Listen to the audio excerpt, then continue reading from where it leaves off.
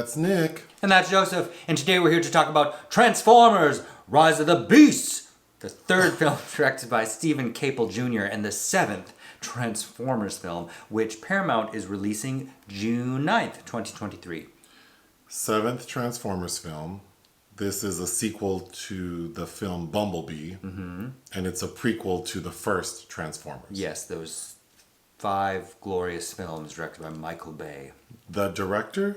Steven Caple Jr. What do I know from Steven? Well, I don't think you saw his debut, The Land, because I didn't either. But I did see Creed 2. Okay. Well, first off, I loved Transformers as a kid. The cartoon, I had little figurines. I know I've only seen 2 of the Transformers movies.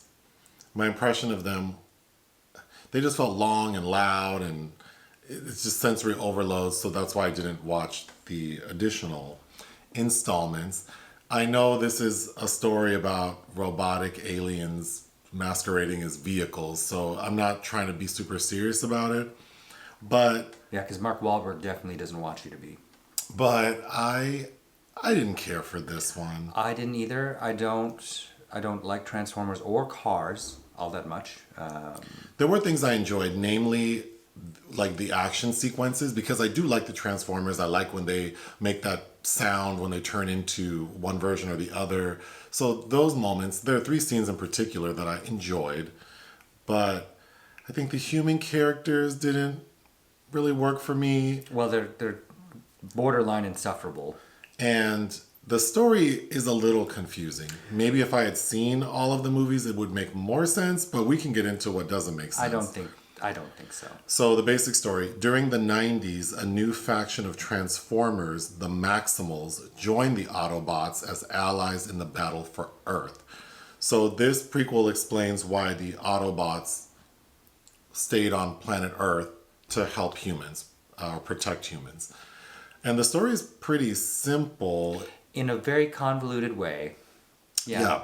But I guess it revolves around the 2 human characters, Dominique Fishback. Dominique, bring my fish back. Mm-hmm. Who I liked in the show Swarm. And Anthony Ramos, who I know from In the Heights. In the Heights. You didn't watch the Star is Born remake? No. So, oh gosh. Dominique Fishback's character is an intern for a museum, and one day she sees a little statue of some sort of bird, like a falcon, and she's very knowledgeable about history relating, like anthropology. I don't know if it was Maltese. But she notices that whatever her boss is telling her, like the time period and region it's from, she's like, well, that can't be right because these markings don't make sense. So she starts fiddling with it and thinks she breaks it. And she sees that there's this key-looking thing. And then Anthony Ramos's character, he's having financial troubles. He has a kid brother, and his mom, who appears to be a single mom, they're struggling. So he decides to help out a friend to steal a car to make money. And while he's in that car, we realize that car is a Transformer. And the reason we realize that is because when Dominique Fishback's character, she's fiddling with the key, it sends up a signal, like the bat signal. So all Transformer-like things, Autobots, Primals, and the villain all see it. So who's the villain? Scourge. Scourge works for Unicron, who's like the devil. I keep wanting to say Unicorn. Unicron is the devil, but he's been banished to a certain galaxy, and the only way to get him out is with this key. So he's had his minion Scourge scour the universe for this key, and because Dominique found it and lit it up, now they know where it is. But Optimus Prime also saw it, so he calls all his Autobots to go get it, and that's the Autobot. The car that Anthony Ramos is in is an Autobot, so that's how he gets involved. Mirage, voiced by Pete Davidson. But Scourge ends up getting the key, taking it to his boss Unicron. But then Unicron is like, "You fool! This is only half of the key. Go find me the other half." And then we find out that the opening of the film is like thousands of years prior. There are other Transformers called Primals who all look like The Maximals. all Maximals, who all look like animals. Robot animals. And they are the ones who took the key to planet Earth to hide it from Unicron. We can talk about that because I'm so confused how everyone ended up on Earth. But the Primals are also on Earth. Don't know how they're on Earth, plus the Autobots are on Earth, and they never bumped into each other. But the Primals and the Autobots work to try to get the key back from Unicron, but they're unsuccessful. Because it all culminates with them ending up in Peru, because that's where the second half of the key is. And Dominique Fishback's character is the one who figures that out.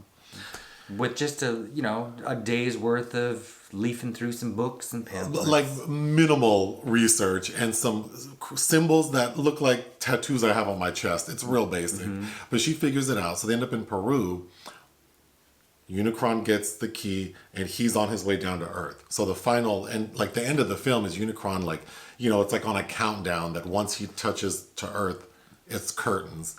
But another stupid part to the story is they're told, oh, there's an access code, like a PIN number, if you can find that out. No, it's like on a vehicle, if you want the car code to enter it, that's printed on the inside of the car. The VIN number? The VIN. So... No, for the door, the access code. Oh, like on a Ford product? Yeah. So, of course, like, well, what's the code? And the leader of the Autobots is Optimus Prime. The leader of the Primal, or the Maximals is Optimus Primal, a gorilla voiced by Ron Perlman. Who's named after Optimus Prime. He tells him that face to face. But, like, Optimus Prime doesn't know anything about this monkey. But anyway, Optimus Primal's like, well, we only have half the code, because just like we broke the key in half for extra security, we split the code in half. Okay. So they're like, well, we don't know. But then Dominique Fishback figures it out. Because she wrote down all the squiggly lines she saw in together. Which are like 4 little... But anyway, of course, the countdown is happening and she enters the code, but then before they can finish it, the machine gets blown up.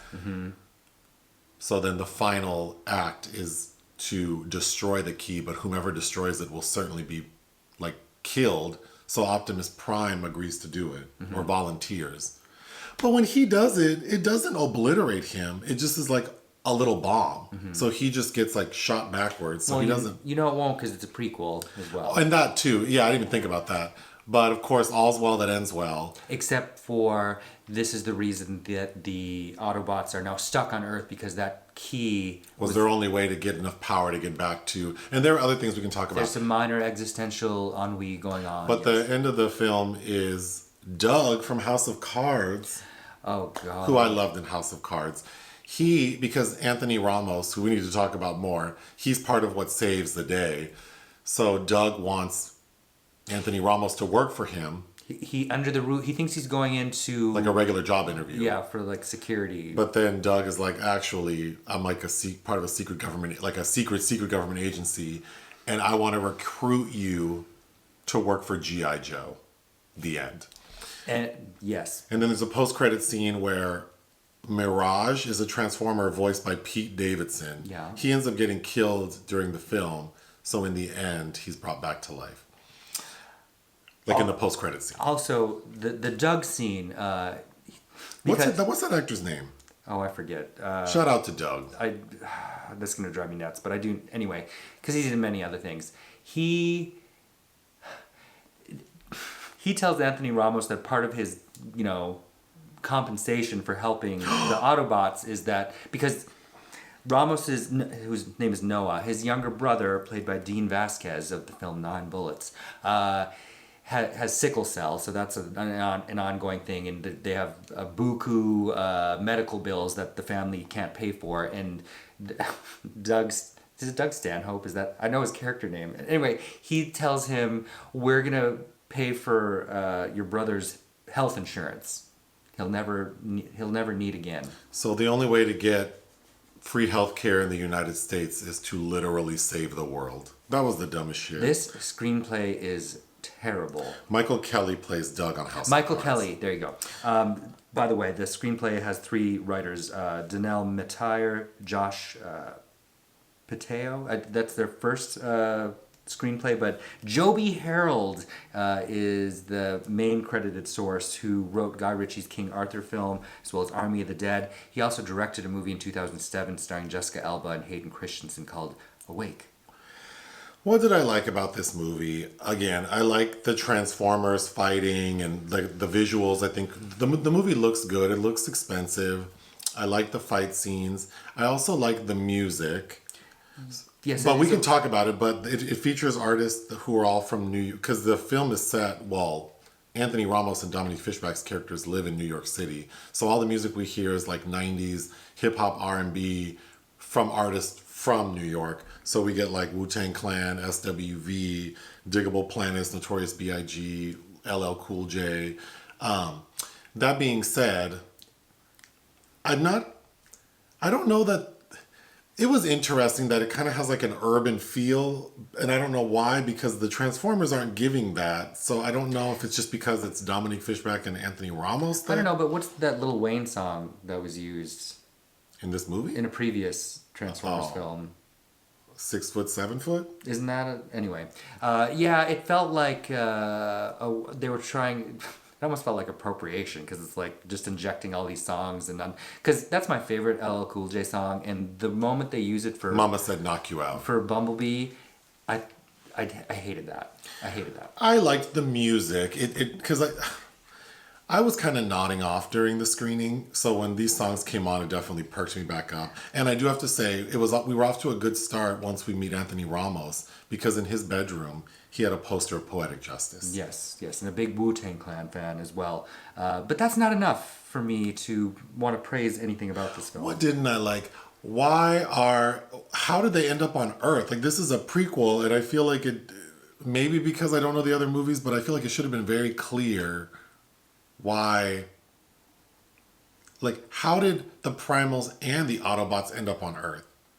We just know that they escaped, and it's not fully clear to me how the Autobots ended up on Earth. I just heard Optimus Prime say, like, it's my fault we're here. Mm-hmm. Okay. And how... Oh, gosh. So the Primals are in Peru, mm-hmm. and they have, as Optimus Primal says, they've been protected and guarded by a group of indigenous Peruvians.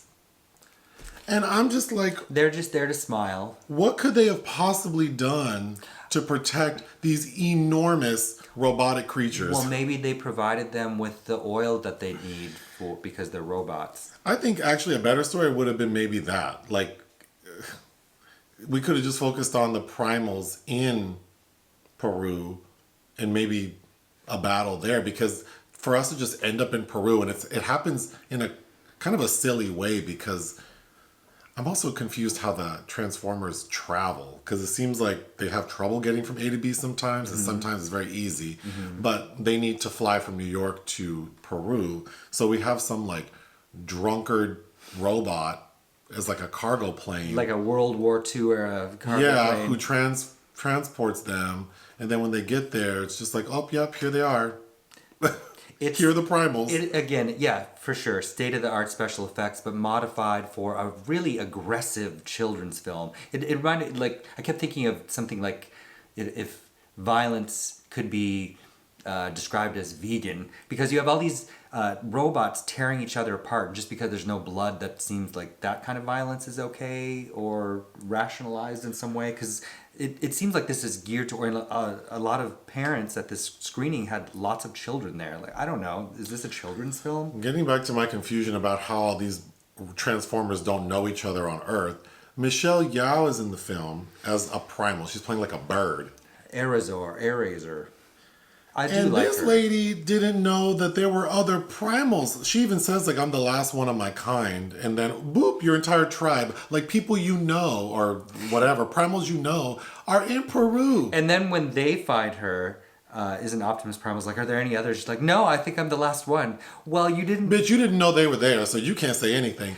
But then I'm confused because the bad Transformers, what are they called? The Terracons. Oh, yeah. Terrorcons. They are able to sense other Transformers. Yeah. So how did... I don't know, because Scourge also injures Eraser, and then it with some kind of it poisons her. like some kind of fungus, an infection. Infects her, yeah. And then it's just, and clearly she's in bad shape, and she just kind of, nobody thinks anything about it, and of course that becomes a catalyst for something that happens. But so, God, so again, that bothered me. Okay, I know I'm not supposed to talk about children, but the actor playing Anthony Ramos' brother, he's in another film called 9 Bullets. he's also in The Heights with Anthony Ramos. And we reviewed In the Heights, but we reviewed 9 Bullets, and I thought that little boy's character in that movie was crunchy as hell. And in this film, I also thought he was crunchy, sorry. But on top of that, I don't know why we needed that character.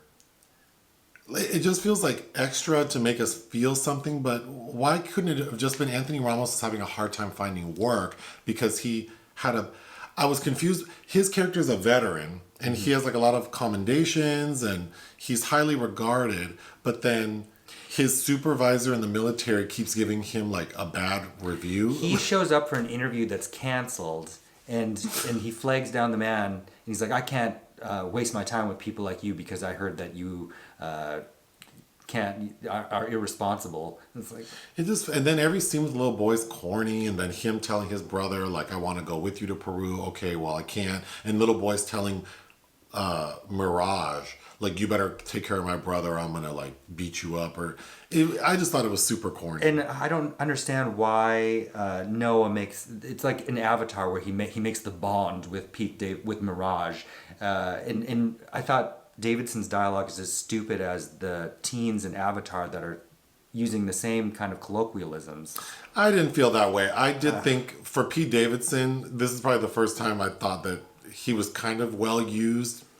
I didn't mind Mirage. Again, I understand that this is a silly movie about alien robots running around as cars. So the little silly stuff is fine, but it just didn't make sense to me. Okay, when they get to Peru and they're trying to find the key, they kind of know the general vicinity because Dominique Fishback's character recognized something. But then they don't know where to go, and then all of a sudden they're at this like historic building that's like a tourist site. Like a lot of foot traffic, people go there to visit this place. And there's a huge festival happening while they're there. I was just like, is this just every day in Peru? And then she's like, I don't know where to go. But then they're like in a courtyard, and there's this huge circular, like, it's like the center of this courtyard, and it looks like a sundial.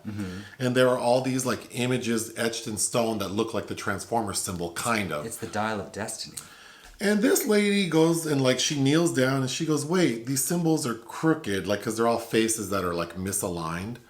And she very easily turns them, and then she turns all of them, and then it opens up into this like underground like network of catacomb. Yes, but immediately I thought, in 500 years, and this is a major tourist site that people can just walk all over it. No one has ever thought to like lightly turn. I guess not.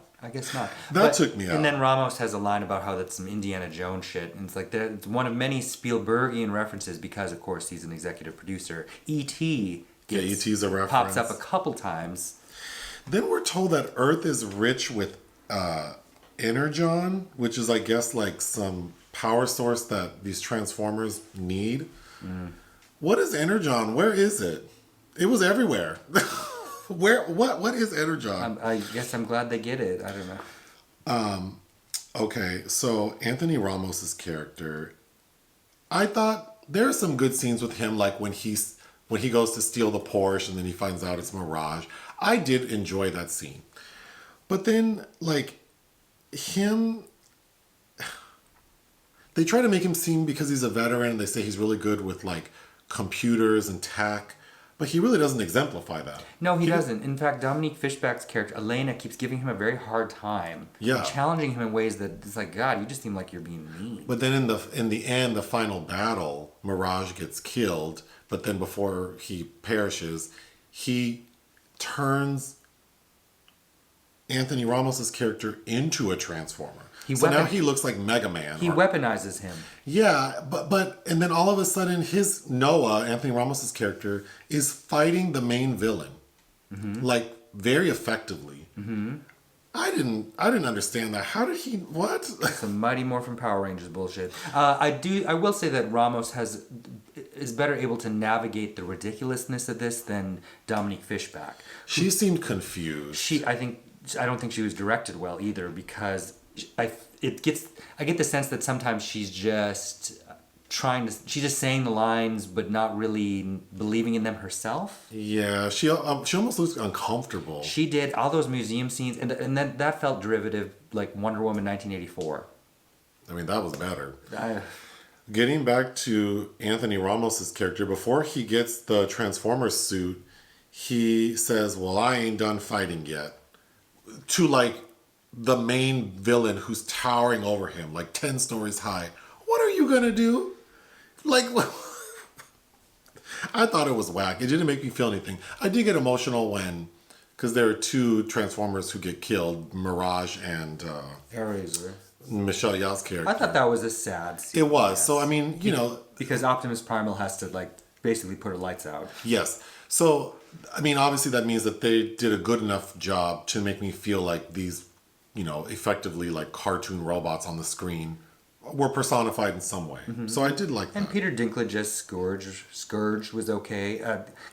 Coleman Domingo is Unicron, and I feel like he hardly gets any lines. Yeah.